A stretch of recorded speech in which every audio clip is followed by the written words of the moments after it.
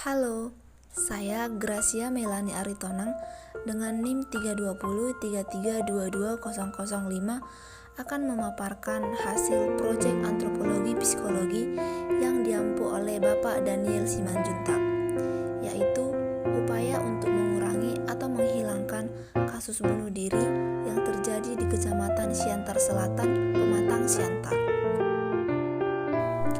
Bunuh diri merupakan permasalahan sosial, yaitu adanya ketidaksesuaian dalam masyarakat di mana pada umumnya kebanyakan orang menunda kematian dengan melakukan segala upaya. Namun, seseorang malah melakukan tindakan nekat yang dipantangkan oleh seluruh agama. Bunuh diri merupakan tragedi masyarakat yang akhir-akhir ini banyak terjadi dalam kehidupan masyarakat. Mulai dari bunuh diri yang dilakukan secara sembunyi-sembunyi sampai bunuh diri yang dilakukan secara terang-terangan, sampai ditayangkan di media sosial. Menurut WHO atau World Health Organization, bunuh diri merupakan 3 penyebab terbesar kematian di berbagai negara.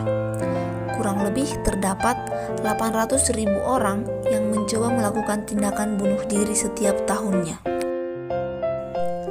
Meskipun tidak ada cara yang bisa dilakukan untuk mencegah bunuh diri yang telah terjadi, pertambahan angka bunuh diri bisa dicegah melalui percobaan bunuh diri yang pernah dilakukan.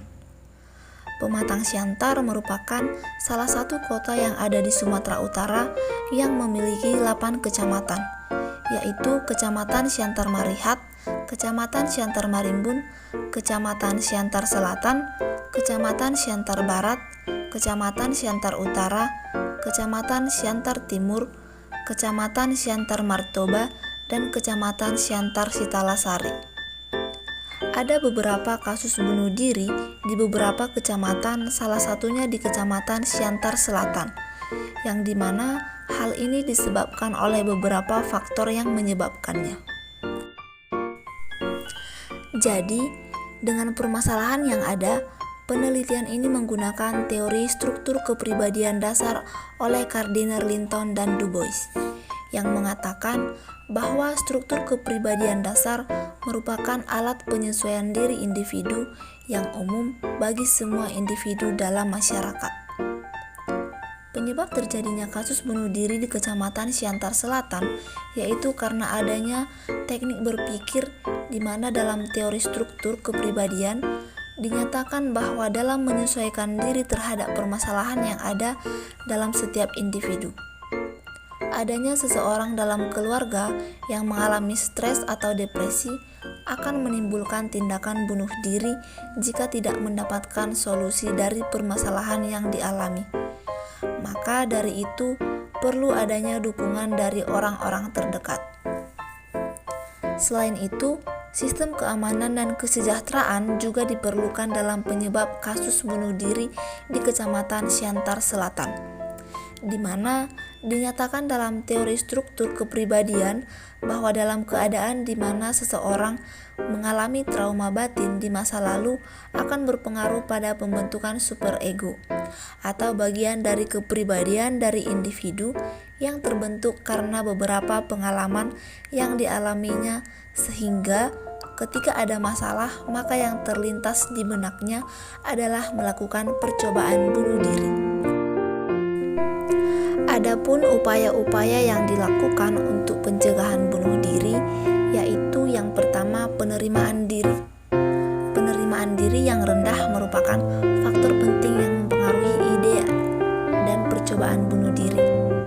Seseorang yang memiliki penerimaan diri yang rendah mungkin akan melakukan tindakan bunuh diri meskipun ia memiliki dukungan sosial yang baik.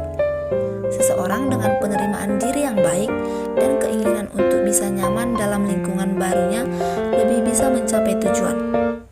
Ketika ditolak oleh kelompok maupun lingkungan sekitarnya, individu yang memiliki penerimaan diri yang baik mungkin akan merasa tertekan untuk sementara, tapi perasaan itu akan segera hilang. Sedangkan orang dengan penerimaan diri yang rendah akan terus merasa ditolak karena perasaan rendah dirinya dan merasa dirinya lebih buruk dari yang lainnya. Jadi sangat diperlukan penerimaan diri bagi setiap individu karena dalam kehidupan kehidupan ini tentu sudah ada porsi masing-masing dari setiap orang. Lalu selanjutnya ada pengontrolan diri. Dengan bunuh diri memang masalah-masalah akan terselesaikan. Setidaknya di dunia ini tidak ada lagi persoalan yang akan dihadapi setelah mereka mati. Namun tidak sedikit manusia pada status sosial rendah yang mampu menerima keadaan diri dan mampu menyesuaikannya. Mereka adalah individu yang mampu mengelola emosi yang terjadi dalam dirinya dan mengusahakan tindakan nyata untuk menghadapi dan melewati masa tersebut, karena menyadari bahwa yang dilakukan akan bermanfaat bagi dirinya di kemudian hari.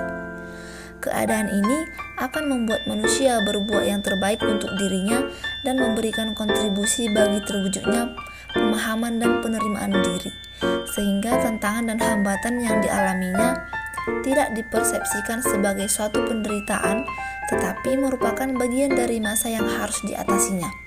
Sekalipun dalam keadaan yang sulit, manusia tidak akan melukai dirinya sendiri, apalagi melakukan tindakan bunuh diri. Lalu selanjutnya, mendekatkan diri kepada Tuhan. Selain itu, beriman kepada Tuhan dapat melindungi diri dari gejala depresi yang paling berbahaya, yakni keputusasaan dan rasa ingin bunuh diri. Depresi bukanlah penyakit, tetapi keputusasaan adalah penyakitnya. Jika kita beriman kepada Tuhan dan hari akhir, tidak peduli seberapa panjang permasalahan yang kita alami, kita masih akan melihat secercah cahaya penuntut di ujungnya, dan itu akan memberi kita kekuatan akan bertahan. Sedangkan dalam kasus bunuh diri akibat pertengkaran, upaya yang dapat dilakukan adalah dengan keluarga yang harmonis. Keluarga harmonis adalah keluarga yang memberikan tempat bagi setiap anggota keluarga, dengan menghargai perubahan yang terjadi dan mengajarkan keterampilan berinteraksi sedini mungkin pada anak dengan lingkungan lebih luas. Untuk itu, dukungan dari keluarga terkhusus orang tua sangat penting dalam mengontrol para anak agar tetap menjaga persaudaraan satu sama lain, di mana peran orang tua dapat berupa bentuk perhatian seperti menawarkan bantuan kepada anak jika ada kendala, lalu tidak mengabaikan tanda-tanda yang diberikan anak sebagai hal biasa yang terjadi pada anak dan menganggapnya sebagai dramatis yang berlebihan. Keluarga yang suportif juga sangat diharapkan. Maka dalam metode dan mekanismenya dalam penelitian ini, yang pertama itu melakukan wawancara kepada Kasat Reskrim terhadap kasus bunuh diri.